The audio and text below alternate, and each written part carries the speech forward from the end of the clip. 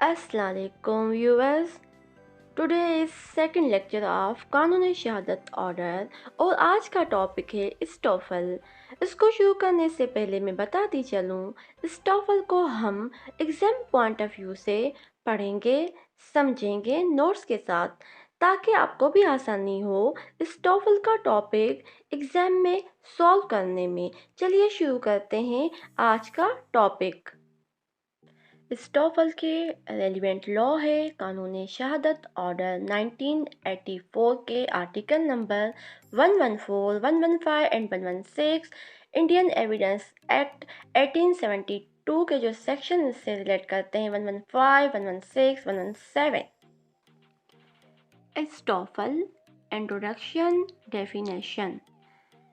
N estoppel is a rule of evidence. Estoppel एक rule है evidence का। A person is stopped from denying his earliest statement। जब कोई शख्स अपनी पहले दी गई स्टेटमेंट से मुकरता है, उसके बदले कुछ और बोलने लग जाता है, तब उस पर स्टॉप लगाया जा सकता है। पर वो स्टेटमेंट ज़रूरी है कि वो बिफोर द कोर्ट की गई हो, वरना वो स्टेटमेंट अगर डॉक्टर, पुलिस या कहीं भी कोर्ट से बाहर दी गई हो, वो फिर उससे मुकर रहा है, तो स्टॉफल नहीं लगेगा। वो स्टेटमेंट कोर्ट के सामने दी गई हो तो फिर इस पर स्टॉफल लगेगा। It is applicable in civil cases only. ये सिर्फ सिविल केसेस पर एप्लीकेबल होता है। Based on equity and good conscious. Object of estoppel: prevent fraud, fraud को रोकना। Secure justice between the parties, parties के बीच में जस्टिस को सिक्योर करना। Promotion of honesty and good faith. Essential elements.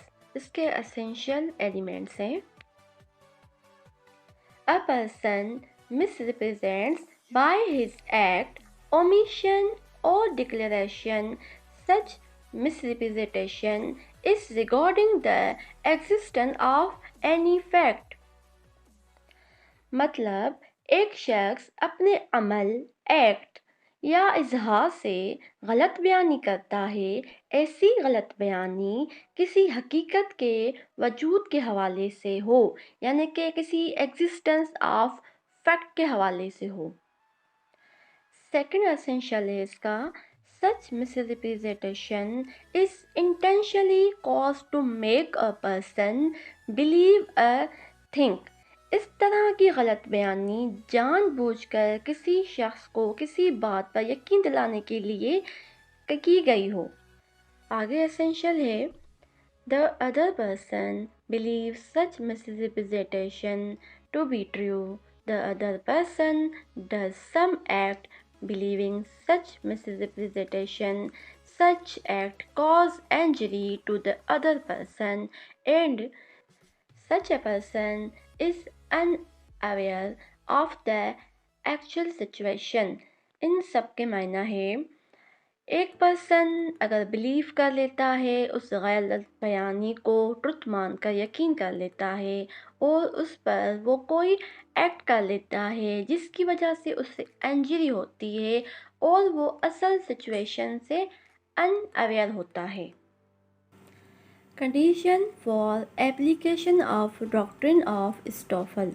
The following conditions are to be satisfied in order to apply the doctrine of Stoffel। Stoffel को लागू करने के लिए दर्ज झील शराइत को पूरा करना लाजमी है। The representation must be made by one person to another person। Representation की आप एग्जाम्पल ले लें। A and B civil case में इन्वॉल्व हैं। ए ने बी पे एलिगेशन लगाया, आपने मुझसे 10,000 लिए थे जो आपने मुझे अभी तक वापस नहीं किए। बी ने कह दिया आपने रिटन स्टेटमेंट में कि भाई मैंने आपसे 10,000 लिए थे पर मैंने आपके 5,000 वापस दे दिए हैं, 5,000 मुझे देने हैं, आप मुझे पूरे का इल्ज़ाम ना लगाएं।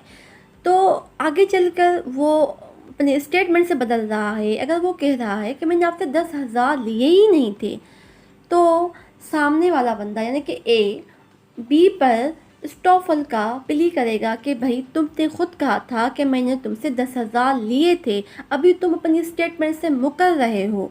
तो उस पर वो स्टॉफल का प्ली करेगा, तो वो रिप्रेजेंट करेगा, ए रिप्रेजेंट करेगा बी के ख़िलाफ़, उसको स्टॉप करेगा झूठ बोलने से।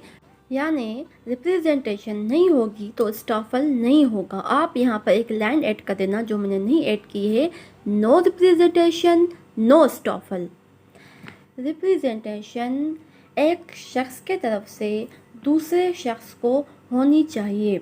Second line, the representation made must be as to facts and not as to law.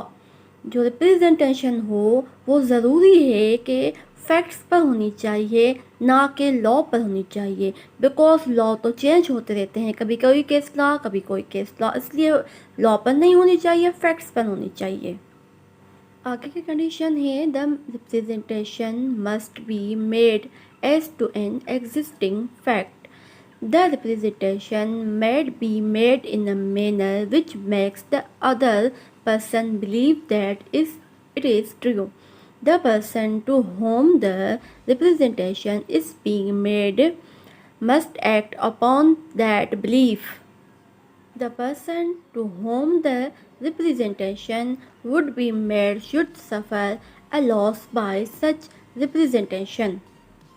In lines की माना है, रिप्रेजेंटेशन एग्जिस्टिंग फैक्ट पर होनी चाहिए, जो मौजूदा हालात व वाक़यात हैं उनके मुताबिक होनी चाहिए, और इस मैनर में होनी चाहिए कि अगला बंदा उस पर यकीन करे और उस अगले बंदे को उससे नुकसान उठाना पड़े, इस सूरत में होनी चाहिए।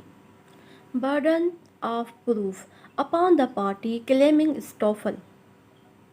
बर्डन ऑफ प्रूफ उसी पार्टी पर होगा जो स्टॉफल क्लेम करेगा।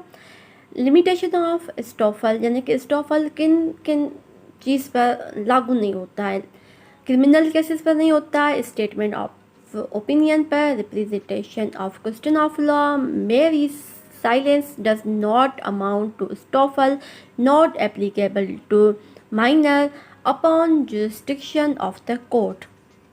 कंसिक्वेंस ऑफ स्टॉफल, स्टॉफल के नताइज, the principle applied that where the fact presumed is taken to be true not as against the entire world but as against particular party।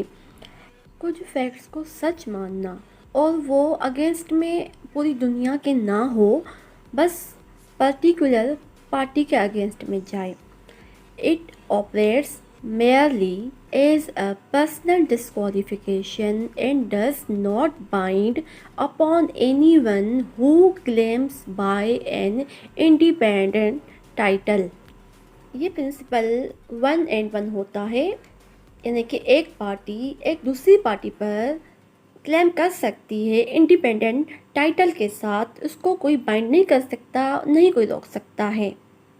Conclusion, the doctrine of estoppel is an important principle which protects people against fraud and misrepresentation।